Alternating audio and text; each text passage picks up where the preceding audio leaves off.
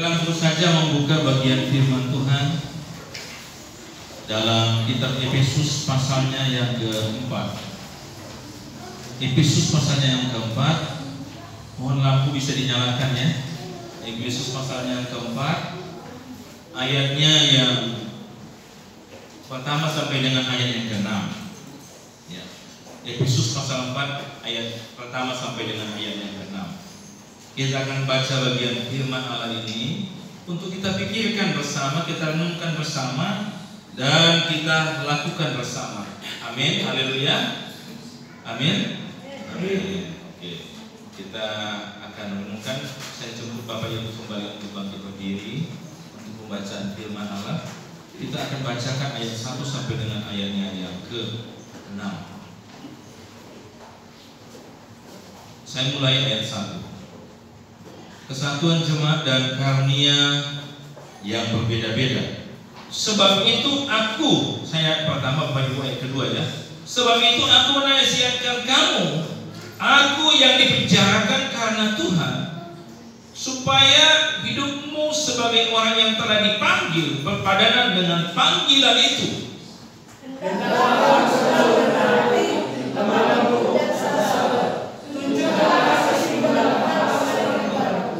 Dan berusaha memelihara kesatuan roh oleh ikatan damai sejahtera. Satu tubuh dan satu roh, sebagaimana telah dilakukan satu Tuhan, satu iman, satu baptisan. Satu Allah dan satu Bapa, Allah yang di atas semua dan bersempurna dalam segala semua. Puji Tuhan, silakan Bapak Ibu. Terima kasih Bapak Ibu Saudara yang saya kasih dalam nama Tuhan Yesus. Nah, hari ini kita akan belajar tentang sebuah hal yang penting. Bapak Ibu Saudara, kemarin sekitar 2 hari yang lalu saya dikagetkan dengan klakson motor yang lewat. Begitu banyak. Lalu Bapak Ibu, ketika klakson motor itu lewat, saya lihat ada seseorang yang berada di depan. Di depan sambil memegang bendera, semua jalan ditutupinya. Semua jalan ditutupinya dan bendera itu diberikan ke kiri dan ke kanan, sehingga memang orang yang ada di depan nggak bisa jalan kan gitu ya, berhadapan nggak bisa jalan. Lalu setelah saya lewat, saya lihat apa ini? Apakah ada polisi atau ada apa? Kemudian ketika lewat terus saya lihat, oh ternyata ini adalah geng motor ya. Nama geng motornya namanya Brigades. Ya, Bapak Ibu Saudara ya, ini geng motornya namanya Brigades.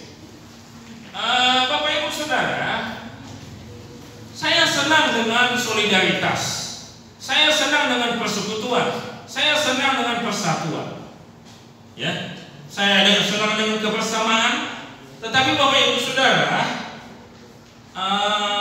kita mesti melihat bagaimana kesatuan yang sebenarnya, bagaimana persaudaraan yang sebenarnya, bagaimana solidaritas yang sebenarnya. Zaman sekarang banyak geng, betul nggak? Bapak-bapak ada gengnya, begitu ya. Ibu-ibu ada gengnya, anak-anak ada gengnya, semua ada gengnya. Rata-rata membentuk geng. Oh geng ini, geng ini, geng ini. Saya pun waktu masih anak muda, saya punya geng. Tadinya saya mau cari foto saya mau tampilkan di sini. Bapak Ibu ingin menyatakan bahwa saya pun pernah lansing, Bapak Ibu ya. Tadinya, tapi saya nggak temukan tadi. Ya, saya ingin tampilkan foto saya bersama teman-teman, bersama dengan geng saya. Ya, Bapak Ibu, supaya Bapak Ibu lihat. Mungkin kalau Bapak Ibu nggak sempat lihat di sini, nanti bisa lihat di Facebook. Nanti saya akan tampilkan. Kalau Bapak Ibu berteman dengan saya. Bapak Ibu senang punya geng, Anda susah senang, sama-sama kumpul. Bapak Ibu Saudara, ada pengumuman, betul ya? Pengumuman Xiaomi, pengumuman Parna, pengumuman Bogor, pengumuman apa saja, kumpulan peguyuban Tionghoa, betul ya? Kawannya di Cianjur, ada banyak kumpulan. Tapi Bapak Ibu Saudara, solidaritas itu perlu, tetapi ada landasannya sebagai landasan pijakan. Kenapa ada solidaritas? Kenapa ada kebersamaan? Kenapa ada kesatuan?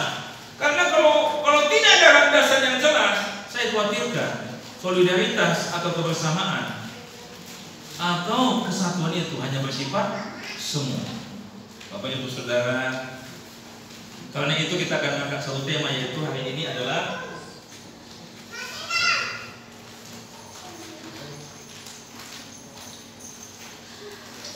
ini. Bapak Ibu, kebaca nggak? Nah, kebaca ya. Bapak Ibu, tema kita hari ini adalah kesatuan sejati. Bapak Ibu Saudara ya, mungkin nggak kelihatan ya, bisa dibesarkan Ibu Gembala ya. Oke, Bapak Ibu Saudara, kenapa saya ingin mengangkat tentang kesatuan sejati? Penting nggak solidaritas sejati? Perlu, jangan sampai kita ikut-ikutan dalam kesatuan, solidaritas, geng, kesatuan, seolah-olah kita nyaman dalam posisi itu, tetapi ternyata kesatuan kita ada kesatuan yang salah. Bapak Ibu Saudara, ini tema kita adalah kesatuan sejati, solidaritas sejati, kebersamaan sejati. Kita akan belajar. Kenapa?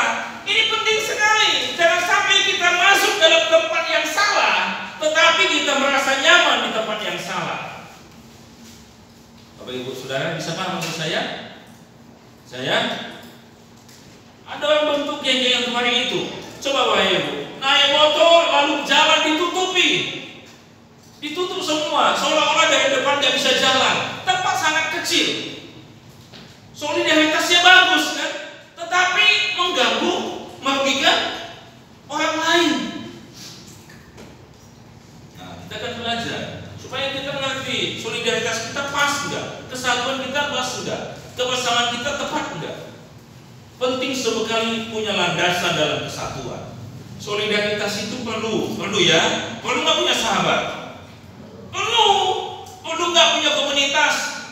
Perlu paguyuban Tionghoa, paguyuban Batak, PBB, FB dan sebagainya. Bapak Ibu Saudara, ya, saya tidak mengatakan kontroversi. Saya itu dimasukkan oleh teman saya di FBI ya. Justru saya tidak suka dengan komunitas itu gitu Bapak Ibu. Tapi heran, saya lihat besok saya dimasukkan di FBI. Pohon Batak intelektual. Bapak Ibu Saudara, mungkin beda Bapak Ibu, cuma di sini banyak yang di PBB, tapi bukan saya pengikut FBI. Saya ingin menyatakan orang membutuhkan saya di sana, tetapi saya tidak mau. Bapak Ibu Saudara, ini kesatuan sejati. Jangan sampai kita membela yang salah, makanya jangan sampai kita duduk dengan orang yang salah. Saya pernah dengan teman kepala jemaat di Bali sekarang, Pak Pendetaan Salvatore. Ketika kami naik dari puncak mau ke Cianjur, tiba-tiba mobil kami mundur dan menabrak mobil yang di belakang. Kami laki-laki semua, kami turun semuanya. Dan kami merasa, mungkin teman-teman merasa kita nggak salah. Tetapi ketika ibu itu mengatakan bapak yang salah, bapak mundur. Lalu teman-teman menanyakan kepada saya, bagaimana Pak sebenarnya tadi? Saya katakan, ini memang kita yang salah. Kita yang salah, bukan ibu itu yang salah. Karena mobil kita yang turun ke belakang. Saya punya solidaritas, teman, betul ya, sama-sama pendeta. Tetapi saya nggak bisa menyetujui yang salah. Mungkin mereka tidak merasa nyaman dengan saya, tetapi saya jelaskan di dalam.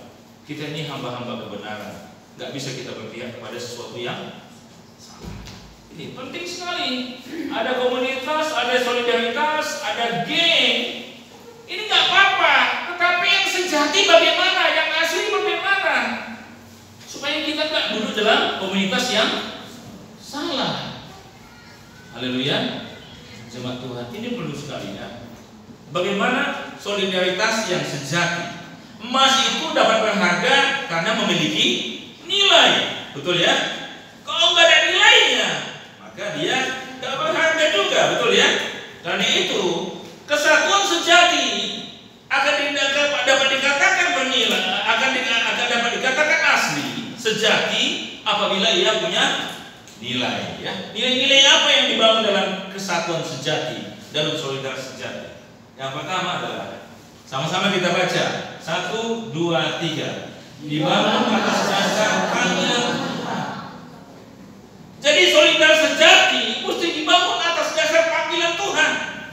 Harus dibangun atas dasar pertobatan, harus dibangun atas dasar kehendak Tuhan, harus dibangun berdasarkan iman kepada Tuhan. Kebersamaan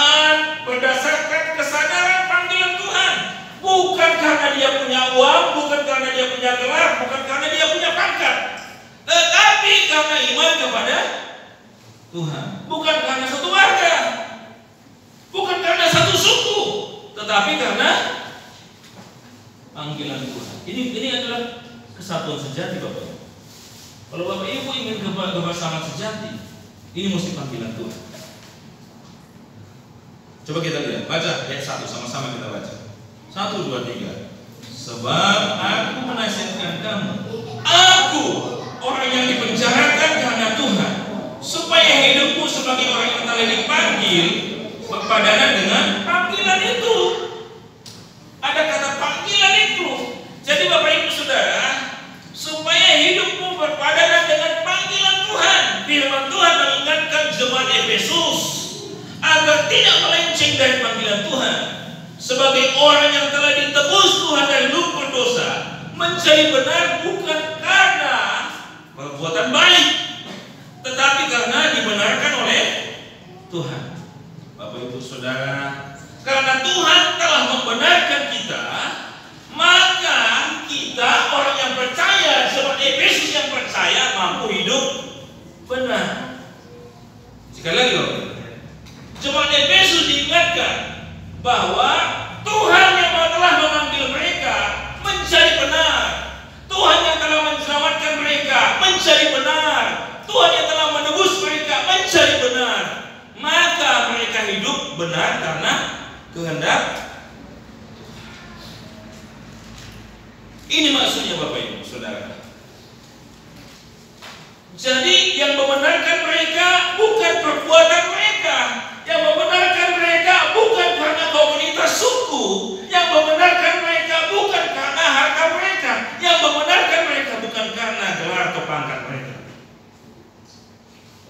tetapi yang membenarkan mereka adalah Kristus. Kenapa dikatakan panggilan? Jemaat Tuhan, Bapak Ibu Saudara, karena jemaat Efesus itu ada orang Yahudi, ada orang Yunani, ada orang Skit, ada suku-suku yang lainnya.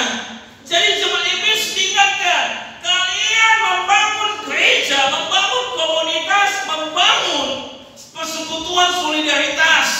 Solidaritas kalian mesti dibangun atas dasar panggilan Tuhan. Hilang deh. Bapak Ibu Saudara, mesti dibangun atas dasar panggilan Tuhan. Bukan panggilan suku, bukan panggilan sebagai orang kaya, bukan panggilan sebagai orang yang berpangkat, bukan Bapak Ibu. Paulus menasihatkan jemaat Efesus agar membangun solidaritas mereka dibangun atas dasar panggilan Tuhan. Kesadaran inilah yang membangun sebuah persekutuan, sehingga terjadi kesatuan sejati. Baik kelompok, baik usaha, baik pekerjaan, baik komunitas apapun juga, kumpulan paguyuban, kalau nggak didasarkan kepada panggilan Tuhan, kesadaran sebagai orang yang beriman kepada Tuhan, kesadaran karena sudah diselamatkan Tuhan, maaf, komunitas kita komunitas yang semu. Besok nggak suka, kita akan ubah. Besok nggak cocok, kita akan pisah. Besok nggak sepaham, kita akan meninggalkan kembali. Tetapi jemaat Efesus diingatkan, kalau jemaat Efesus ada dalam kesatuan solidaritas karena panggilan Tuhan, maka yang dilihat bukan oknumnya, tetapi yang dilihat adalah apa, Bapak Ibu? Tuhan.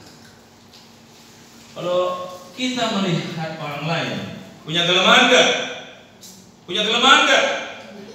Hari ini dia lihat sempurna, besok kita butuh uang, mau pinjam uang dia nggak kasih.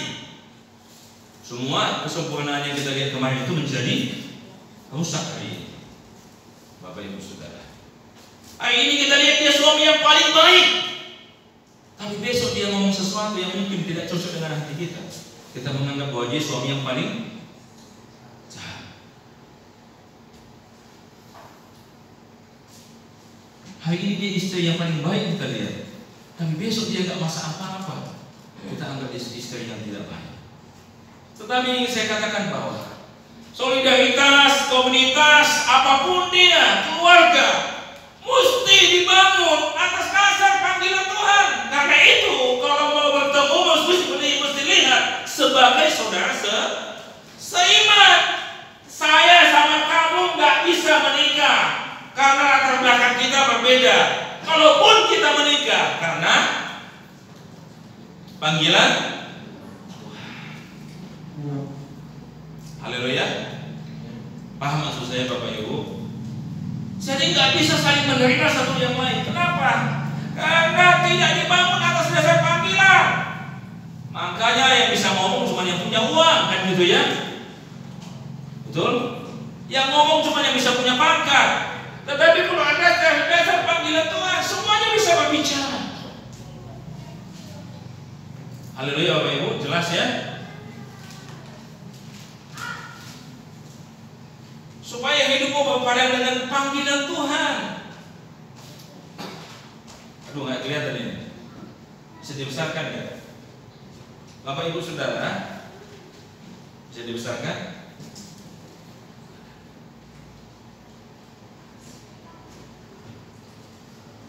Orang yang sudah dibenarkan Tuhan harus mampu hidup benar. Karena kalau tidak akan muncul kesimpulan. Yang pertama A-nya adalah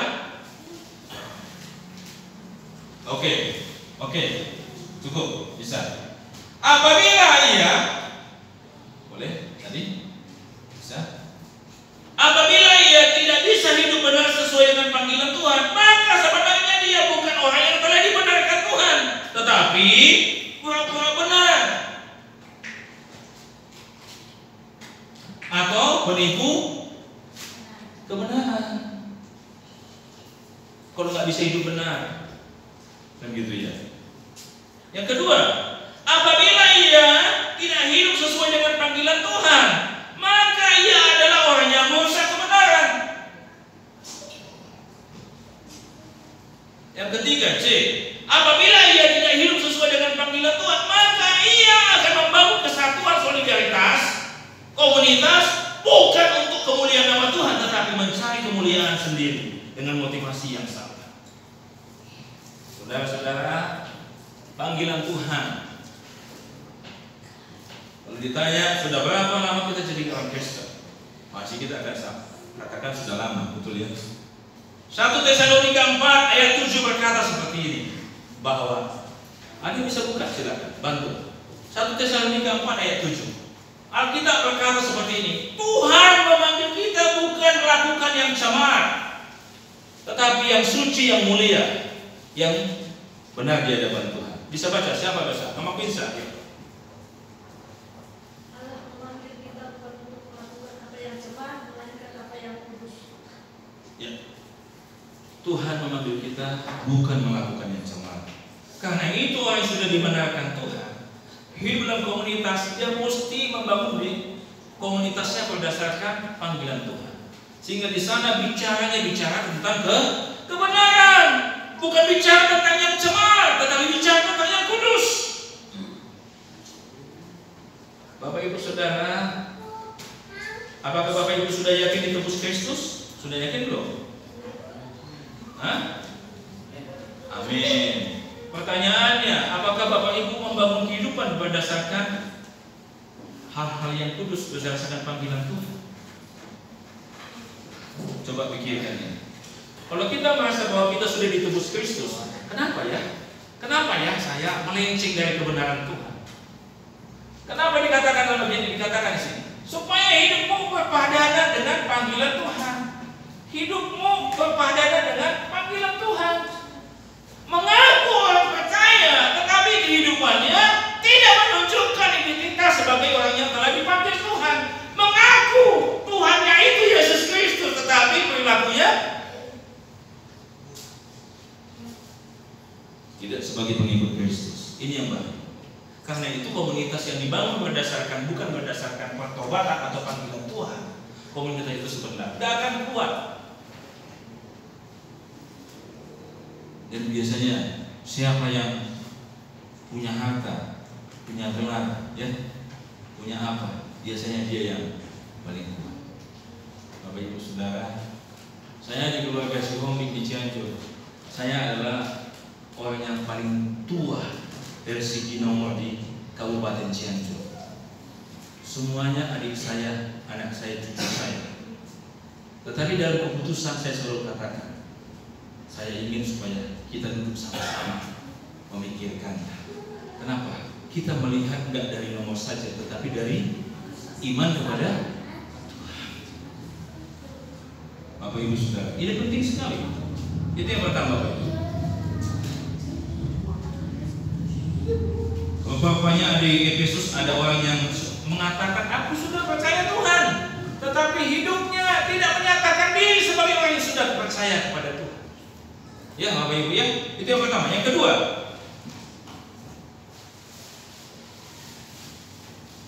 bisa diusahakan semua belum bisa ya. Yang kedua adalah kesatuan sejati dikatakan punya nilai apabila yang kedua dibangun dalam nilai dan karakter Kristus. Dibangun dalam nilai dan karakter Kristus. Coba kita lihat ayat 2 Bapak Ibu. 1, 2, 3. Hendaklah kamu selalu rendah hati, lemah lembut dan sabar. Tunjukkanlah kasihmu dalam hal yang saling membantu. Enggak semua yang baca, mungkin tertuduh sebagian kan gitu ya Bapak Ibu ya. Sama-sama kita baca. 1, 2, 3. Hendaklah kamu selalu rendah hati, lemah sabar. Coba sambil baca sambil lihat tetangganya. 1, 2, 3. Enggak, sambil lihat namanya. Seolah-olah kita menunjuk ke dia. Ayo, 1, 2, 3.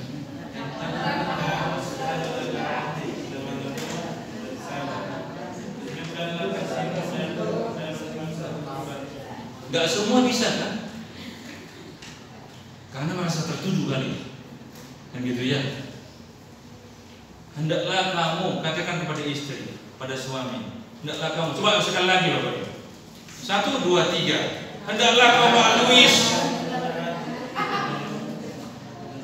Takut kan gitu. Masa tertuduh kan mengucapkannya. Kenapa? Karena ini nilai-nilai karakter Kristus. Apa dikatakan? Pertama, berat. Mama Loli mengucapkannya sama Pak Loli. Lumayan. Ini penting sekali. Ini nilai karakter Kristus. Yaitu nilai-nilai kebaikan yang ada dalam Kristus. Dikatakan dalam bagian ini, hendaklah engkau rendah hati, lemah lembut, sabar, penuh kasih dan saling membantu. Ini nilai-nilai karakter Kristus.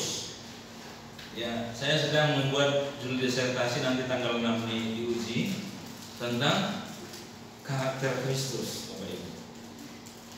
Saya mempelajari ada sekitar 15 karakter Kristus yang bisa saya lihat dalam Alkitab. Tapi mungkin lebih. Tapi ini cuma berapa kan, betul ya? Betul? Ada berapa? Ada 5 ya palingnya.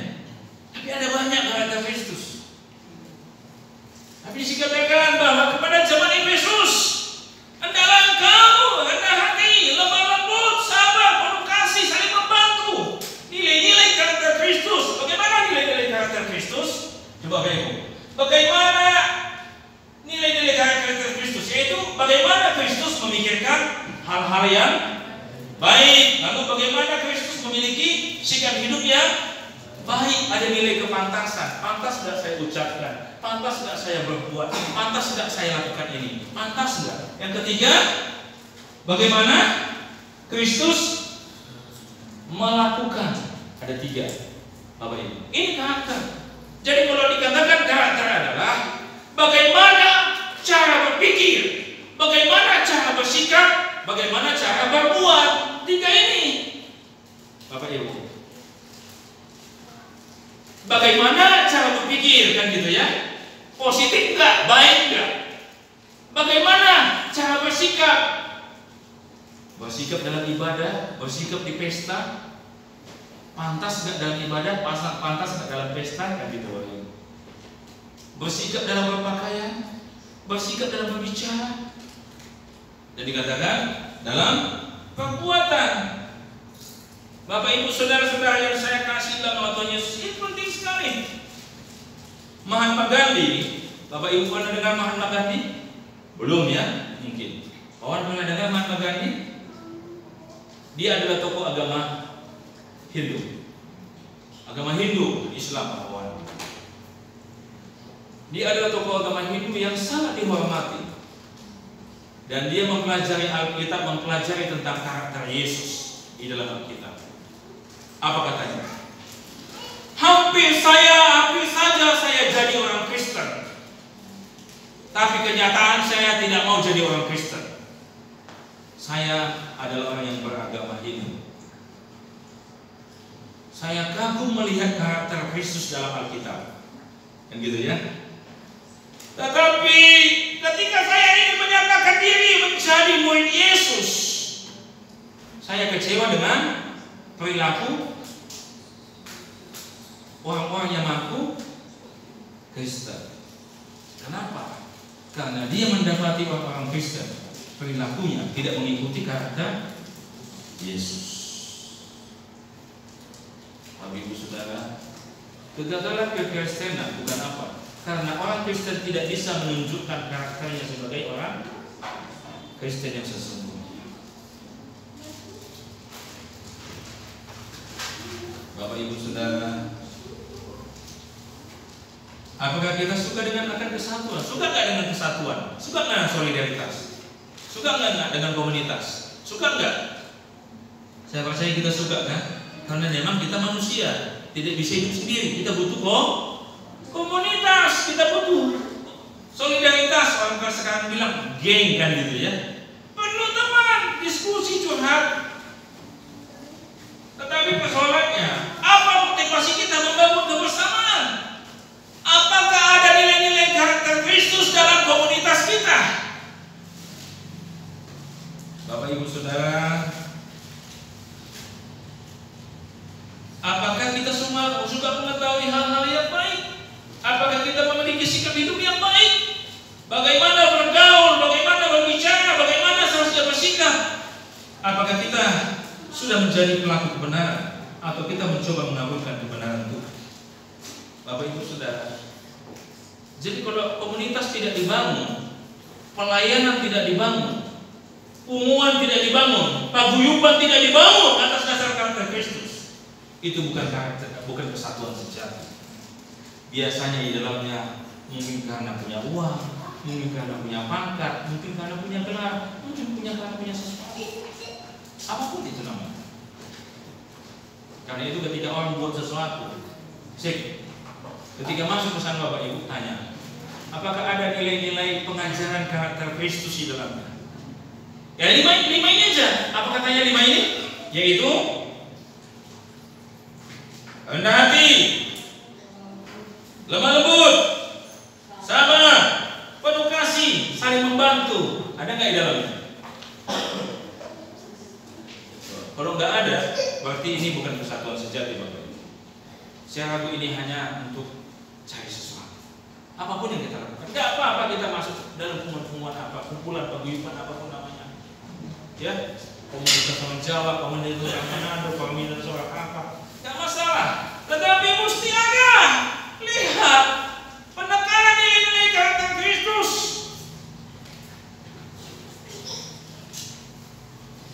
Ini penting Bapak Ibu. Ya, kalau tidak, maka waspadai. Kita terjebak dalam sebuah komunitas, tapi komunitas yang semu, nggak komunitas yang sejati. Haleluya. Bapak Ibu jelas? Karena itu ketika masuk dalam sebuah komunitas, lihat. Ya. Yang ketiga, komunitas sejati bukan hanya dibangun dengan nilai dan karakter Kristus, tapi yang ketiga, komunitas sejati dibangun dalam damai sejahtera Tuhan. Coba kita lihat ayatnya yang ketiga. Sama-sama kita melihatnya. 1, 2, 3. Dan berusaha memiliki kesatuan roh oleh ikatan damai sejahtera.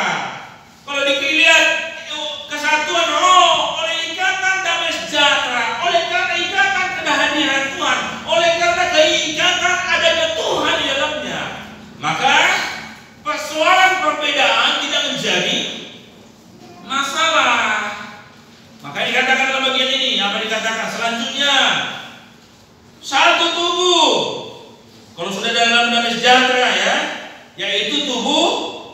Kristus, satu roh, yaitu roh kita adalah Tuhan. Lalu dikatakan, apa yang dikatakan selanjutnya? Sebagaimana kamu telah dipanggil kepada satu pengharapan, satu pengharapan. Lalu dikatakan satu panggilan, satu Tuhan, satu iman, satu baptisan, satu Allah dan Bapa dari semua. Jadi nggak melihat lagi, kamu satu bangsa nggak sama saya, kamu satu suku nggak sama saya. Saya bisa menerima kamu karena saya sudah diterima oleh Tuhan. Nggak melihat lagi, saya berbuat baik daripada dia karena dia satu bangsa sama saya. Nggak begitu. Saya menolong dia karena ada kebutuhan yang lain. Nggak begitu. Tapi kalau dikatakan dia dibangun atas damai sejahtera Tuhan, semua dilihat ada Tuhan di dalam dia, ada Tuhan di dalam saya, ada Tuhan di dalam dia. Maka kita satu. Kenapa? Karena satu Tuhan. Apa ini? Ini penting sekali. Komunitas sejati mesti lihat di situ. Tidak dilihat karena dia kaya. Oh, nomormu nomor berapa? Dia maju di situ, jangan terlalu banyak ngomong. Tidak begitu. Kamu orang kaya atau tidak? Kalau yang kaya walaupun apa bisa ngomong sembarangan. Tidak begitu Bapak Ibu. Komunitas sejati mesti dilihat ada damai sejahtera Tuhan. Tidak melihat perbedaan. Bapak Ibu Saudara, ini jelas Bapak Ibu? Jelas? Jadi ketika ada dalam komunitas, tidak apa-apa. Ya Bapak Ibu Saudara, dikatakan ada niat. Mengapa jemaat Efesus dinasihatkan seperti itu? Karena jemaat Efesus berbagai suku ada di sana, berbagai latar belakang ada di sana. Sehingga ketika mereka berbicara, bukan bicara tentang kesukuan, tetapi berbicara hal-hal yang mendatangkan damai sejahtera Tuhan, yaitu bicara hal-hal yang penting dalam menumbuhkan keimanan. Nggak bicara tentang kesukuan, nggak bicara tentang marga, nggak bicara lagi tentang kaya atau tidak, nggak bicara tentang warna kulit hitam atau putih, nggak bicara itu. Komunitas sejati mengharapkan hal yang seperti itu. Kenapa? Karena komunitas sejati mesti bicara tentang Tuhan. Haleluya. Penting sekali Bapak Ibu. Hari ini suami Anda ganteng, 30 tahun yang akan datang bisa saja dia sudah tidak ganteng. Hari ini istri Anda cantik, 30 tahun yang akan datang bisa saja dia sudah fail dan sebagainya. Saya katakan semua bisa berubah, tetapi